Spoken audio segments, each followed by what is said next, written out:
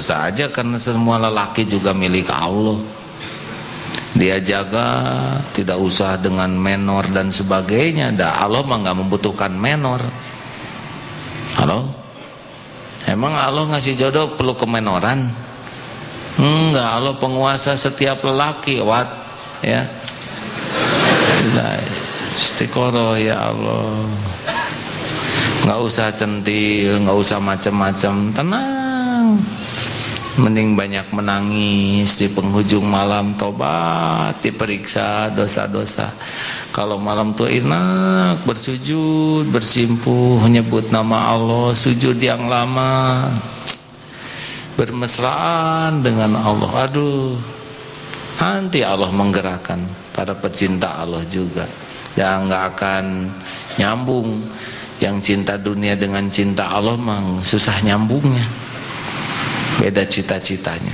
Dan Allah tahu di pojok masjid mana yang sedang menangis juga sama, yang sedang asik cinta ke Allah. Ya Allah, saya takut kalau saya menikah nanti saya jadi hilang nikmatnya beribadah, nikmatnya bersimpuh sujud padamu. Tapi engkau menganjurkan lewat Rasul menikah, tapi saya takut kehilangan saat-saat indah seperti ini bersamamu. Ternyata di sana ada juga muslimah yang doanya begitu dan Allah pasti maha mendengar. Ya Allah, saya takut kalau punya suami saya nggak bisa begini lagi. Allah maha tahu tuh setiap penghujung malam hamba-hambanya. Udah dijodohkan nanti pada pecinta Allah. Iya. Gimana caranya? Jangan nanya sama saya. Mudah, karena siapa tahu dia bersebelahan rumahnya ya. Atau sudahlah, Allah mah kuasa atas segalanya. Dia pengatur segala kejadian yang maha sempurna, baik disangka maupun tidak disangka. Subhanallah. Ayat yang tadi yang di ini Allah SWT.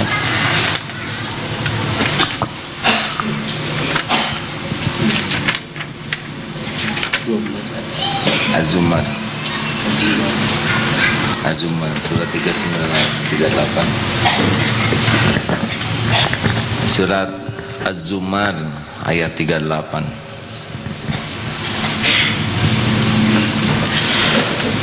وَلَئِن سَأَلْتَهُمْ مَنْ خَلَقَ السَّمَاوَاتِ وَالْأَرْضَ لَيَقُولُنَّ اللَّهُ قُلْ أَفَرَأَيْتُمْ مَا تَدْعُونَ مِنْ دُونِ اللَّهِ إِنْ أَرَادَنِيَ اللَّهُ بِضُرٍّ هَلْ هُنَّ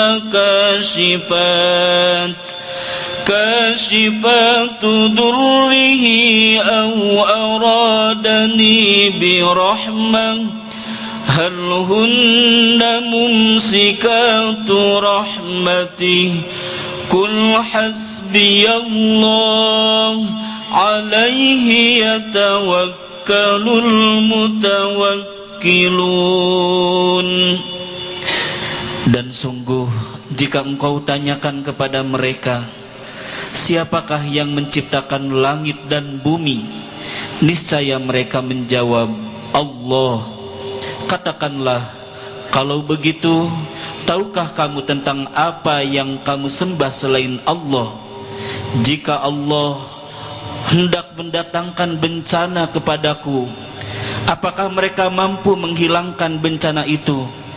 Atau jika Allah hendak memberi rahmat kepadaku, apakah mereka dapat mencegah rahmatnya? Katakanlah, cukuplah Allah bagiku, kepadanya lah orang-orang yang bertawakal, berserah diri. Cukuplah Allah, cukuplah Allah. Hasbunallah wa ni'mal wakil, ni'mal maula wa ni'man nasir. Hasbiyallahu la ilaha illa huwa alaihi tawakkaltu wa huwa rabbul arsyil azim. Pada subuh dibaca 7 kali 10 kali ini sunnah Nabi 7. Pada asar Hasbiyallahu la ilaha illa huwa alaihi tawakkaltu. Cukup, hasbiyallah, cukuplah Allah bagiku yang tiada Tuhan selain Dia. Kepadanya lah hamba saya bertawakal. Wa huwa rabbul arsyil azim, dan Dialah Robnya arsy yang agung. Sibuklah dengan Allah hadirin. Setiap saat, setiap waktu, putuskan hati ini berharap dari makhluk. Nanti kita tidak banyak kecewa. Jangan takut, apa yang ditetapkan Allah untuk kita pasti akan ketemu. Balasan dari Allah tidak bisa dihalangi siapapun. Bentuknya, waktunya, sesuka Allah yang Maha Tahu. Tidak harus sekarang kita melakukan ini cash dapat sekarang juga.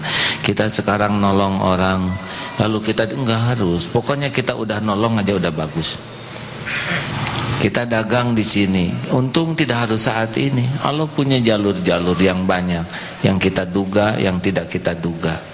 Mungkin untung kita hari ini cuma 10-20 ribu, tapi kita benar-benar tulus nolong orang, tulus dalam dagang. Allah tahu kebutuhan keluarga, kebutuhan anak-anak kita, karena semuanya juga milik Allah. Emang anak-anak milik kita? Enggak, milik Allah juga. Nanti Allah ngatur apakah dibuat gratis sekolahnya, atau ada yang memberikan buku, atau kelebihan. Ada orang beli sepatu kegedean kasihin ke anak kita, kan yang penting ada. Sudahlah, jangan ragu kepada Allah yang selama ini menjamin kita. Banyak tafakur, terus tafakur kebaikan, kemurahan Allah. Kalau air mata kita sering bersimbah karena takjub kepada kebaikan Allah, aduh, kita banyak dosa oleh Allah ditutup-tutupi, tidak dibeberkan. Aduh, saya bergelimang dosa, tapi sekarang bisa tobat, bisa menemukan jalan, bisa, aduh, itu gimana? Nikmat tak terperikan. Tafakuri dosa-dosa. Aduh ya Allah, bayangkan buka dari zaman balik. Aduh, saya tuh munafik. Saya semuanya bukan karena Allah azan, karena tetangga. Aduh, ngimamin juga pengen dianggap bagus. Kalaupun ceramah ingin dianggap penceramah yang hebat. Astagfirullah, ini teh bohong, ini teh bohong, ini teh munafik. Belajar sebelum ceramah ternyata supaya kelihatan ceramahnya bagus, bukan supaya belajar jadi dekat dengan Allah, bukan supaya orang lain dekat dengan Allah. Aduh, ini teh ngebohong. Kita tahu tuh niat itu. Tobat. Kenapa jalan jadi digaya-gaya gitu? Kenapa naik motor keliling terus di kampung pamer motor baru? Ya astagfirullah. Kenapa harus pinjam jaket ke teman? Padahal nggak pakai jaket itu juga nggak apa-apa. Kenapa tiap mau nelpon handphone diliatin begitu? Karena punya Mbak Berry ya. Nah,